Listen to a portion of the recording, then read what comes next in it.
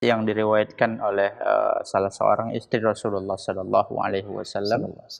Kalau saya tidak salah Maimunah, disebutkan bahwasanya Rasulullah bersabda, "Man shalla fi yaumin wa lailah ithnai asyara rak'ah, banallahu lahu bihinna baitan fil jannah."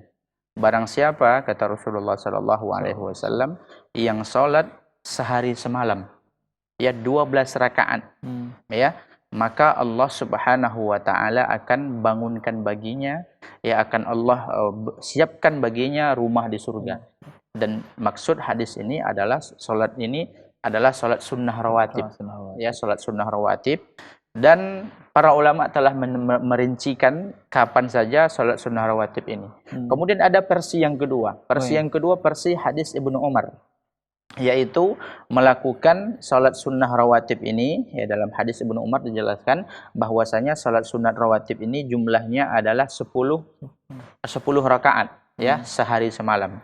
Kemudian para ulama merinci, ya, yang paling salat sunnah di antara sunat rawatib yang ada itu qabliyah atau ba'diyah, yang paling dijaga dan tak pernah ditinggalkan oleh Rasulullah Sallallahu Alaihi Wasallam.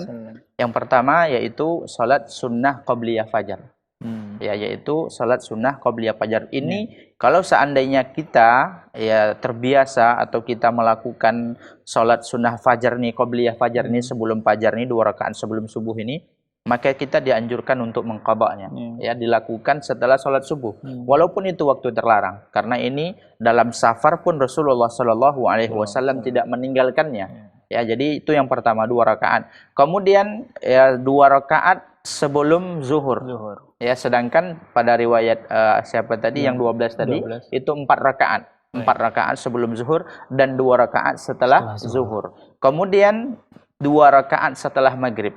Kemudian 2 rakaat setelah isya. Nah, inilah salat rawatib. Jadi inilah yang disebutkan oleh para ulama sebagai salat sunnah rawatib.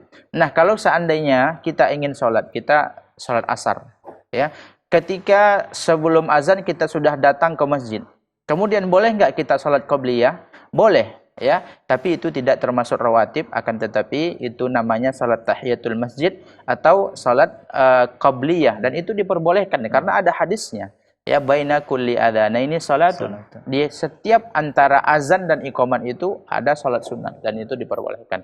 Wallahu a'lam. Baik.